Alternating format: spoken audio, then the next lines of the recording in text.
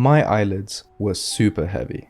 My brain was screaming at me to go to bed because it was getting close to 2 AM. I'd been hit with an alert due to a production issue in a part of a project that I'd never seen before. So I start to debug our application. I step through the code when suddenly I hit a function that says something like publish purchase confirmation email. And no matter how hard I looked for somewhere else that the data could go to, the trail seemed to end there. Do you know what would have saved me that night? An understanding of event-driven architectures. An event-driven architecture is a design pattern that uses events to communicate between services. So, what's an event? An event is essentially an immutable record that something has occurred. The contents of an event can vary. It could look a little something like this. You usually have an event ID, followed by some information and a timestamp of when the event took place. We also have a root. More on that later. Okay, that's great, little turtle. But what makes up an event-driven architecture? Typically, you have an event producer, and as the name implies, it produces an event.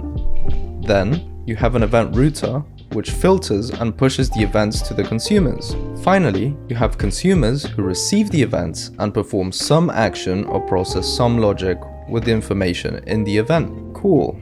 But why is this useful? Let's go back to my debugging issue. Why wasn't I able to keep following the logic to send confirmation emails? Let's pretend I was setting up a website that lets you purchase games, sort of like Steam. Imagine I have a microservice which deals with the products, which in this case are the games themselves, and let's call it the product manager. The product manager only has information about the products we sell. We have a separate microservice which deals with the user information like the customer's names and emails. Let's call it the user manager. In my case, the only piece of info that could link the product to the user is the user ID. So the product manager was producing an event with a root of emails, and that was being sent to the router, who would then forward it on to the user manager, who was actually consuming the event. In other words, the info I was tracking when debugging was actually leaving the application entirely. This explains why even though I was stepping through the code, I wasn't able to find the destination of the data. Once I understood this, I had a bunch of options. For example, I could go to the user manager and find out where the event was being consumed and set some breakpoints around that area. Alternatively, I could take a look at our database and see whether the event was processed or not. You see, the company I was working for was founded about a year before Apache Kafka was even a thing. That means they built their own custom event management system. If I remember correctly, the events were published to a Mongo database that had a cursor. This essentially means that the consumers would query the database for unprocessed events with a pending status, and then, after some logic was executed, it would set the status of the event to processed. So why use an event-driven architecture instead of just handling all of this logic in an API call? Well, here's another issue I ran into which will illustrate this point perfectly. Imagine you get a ticket saying that some customers have reported that whenever they make a purchase on your website, they get a 500 error. They assume the payment has failed. However, when they check their bank accounts, they notice that a payment was taken. This is very similar to a ticket I got. So after some digging around, I found out that a colleague who was new, so not his fault and he gets a pass on this one, decided to make an endpoint that takes payment from the user, assigns the roles or permissions. For example, you can now view the premium content on this website. Thirdly, sends the confirmation email, then returns a response to the front end. This all happened in one API call. Do you see the problem?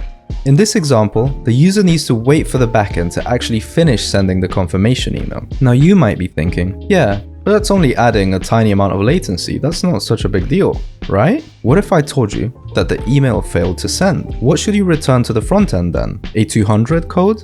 A 500 error? Well, that's exactly what was causing the issue in the ticket I mentioned earlier. The customer was getting a 500 error, which redirected them to some error site, but at that point, the payment had already been taken. So how is the customer supposed to know that their payment actually did go through?